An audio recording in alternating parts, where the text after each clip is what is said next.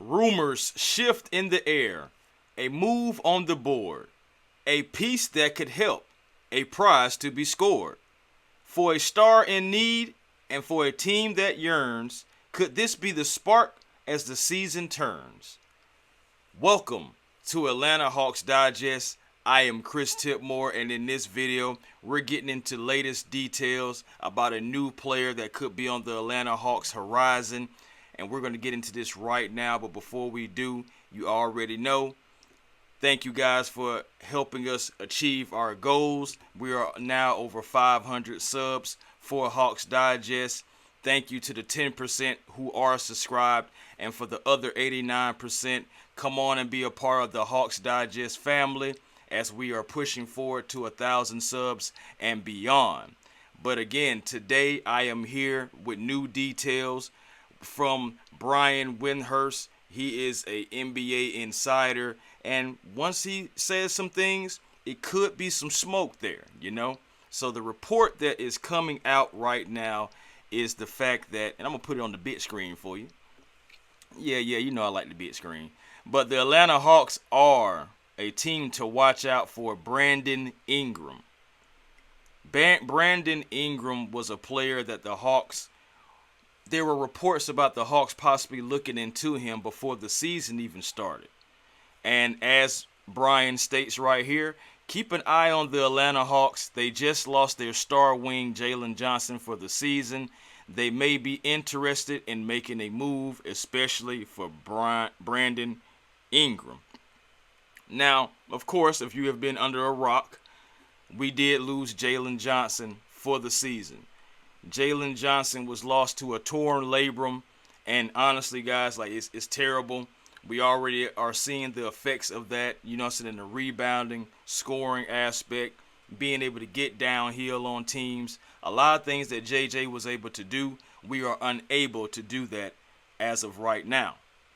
And my thing is, if the Hawks do bring Brandon Ingram in, it would be an extra piece. It would be kind of signaling that we are not giving up on the season. We still do believe that we have pieces that can help get this team over the hump and back into the playoffs, not just to play in. So it'll be interesting to see if the Hawks do really pull the trigger on Brandon Ingram. Now, I have some things that I want to say about Mr. O. Ingram. You would have to remember that Brandon Ingram is on the final year of a 5-year, $158 million deal. Most likely, he is not going to re-sign with the Pelicans. Brandon Ingram has been on the trade market and in the trade stories the entire season. Now, I will say this. He has an injury history. I got to give you the bad news first, guys. He hasn't played more than 64 games in a single season over 6 years being in New Orleans, and he's had knee injuries, he's had Achilles flare-ups, etc., going on. So Brandon Ingram is technically damaged goods. Just want you guys to keep that in mind. He is damaged goods. But, and of course, I feel like also Atlanta doesn't necessarily take on his salary and make this trade if they don't necessarily thinking about giving him a new deal. Brandon Ingram wants a new deal. I don't see the Hawks necessarily making this trade unless they are willing to give Brandon Ingram that new deal he's required. Now, some things are going to have to get talked about. Some things are going to have to get moved around for sure. But you have a guy who can come in and be a part of the Atlanta Hawks immediately and start giving you scoring. Now, for those who are worried about Brandon Ingram and his stats, well, my thing is Brandon Ingram is still averaging 22 points a game. Now, he's still giving you 5 rebounds. You're going to need some rebounding.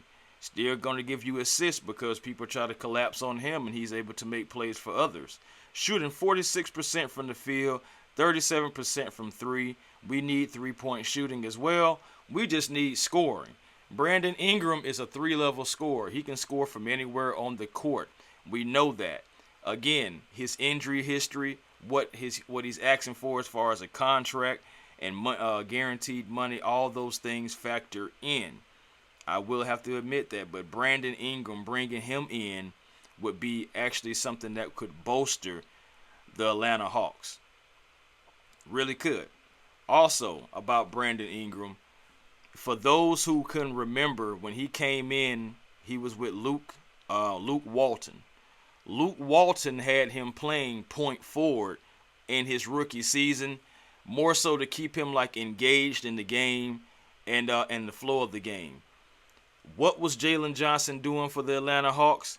Playing point forward. So it will be a position, and it will be something that Brandon Ingram is used to, like he's done it before. He's playing primarily at the small forward position, okay? But if the Atlanta Hawks make this deal, I don't see him being a small forward, because if you bring him in as a small forward, you're going to limit the ability and limit the growth of now Zaccharie Risacher. You bring him in, you limiting Zaccharie Risacher. This guy right here, a guy last night who dropped 30 points against the Cleveland Cavaliers, and I believe moving forward, he is going to be a focal point, and they want to see his growth. So you can't put him necessarily at the 3, and you also can't put him at the 3 because of this guy. You want to keep DeAndre Hunter necessarily coming off the bench because that's where he's been so good. And having Brandon Ingram coming in will allow you to have him still coming off the bench and still being able to be in that 6-man role. Because, again, you don't want to take away from Zaccharie Risacher and his growth, especially after that 30-point game, especially the fact that he doesn't have a lot of obstacles in his way to stop him from growing outside of coaching. I say that because he's only going to get 20 to 25 minutes right now. I believe that needs to go up. But back to Brandon Ingram. Brandon Ingram, if he comes in, he helps this young man as well. Ice Trae Young, who is averaging 22 points, and actually needs somebody also beside him who can alleviate some of that pressure, because Trae even said it himself, guys. When Jalen Johnson went down, it makes him feel like he has to be more aggressive. Even though he wasn't crazy aggressive against the Cleveland Cavaliers, he still feels like he needs to be aggressive. If you bring in Brandon Ingram, it can help alleviate some of that pressure that he is feeling.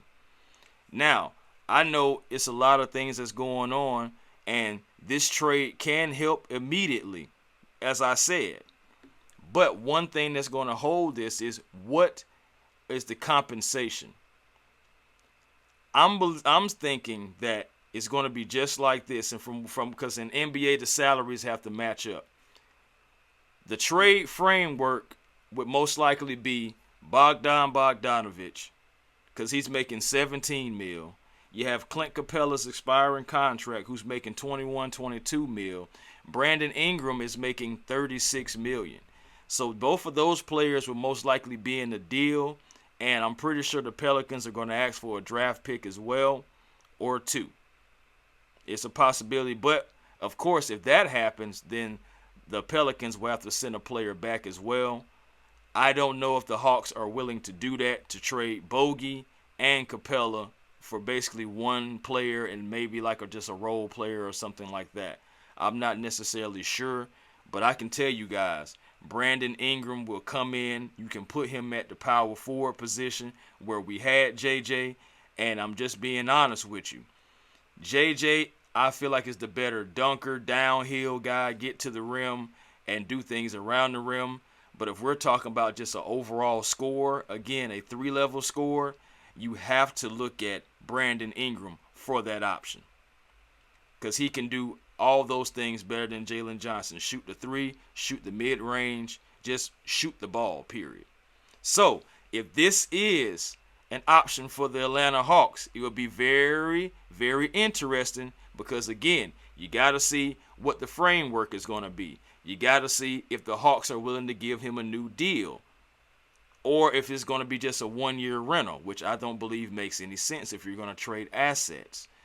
But, and also, are you going to be able to have him in there to not prevent stunning the growth of Zaccharie Risacher, but yet still helping Trae Young, keeping Dre on the bench, and still overall building that continuity with this team.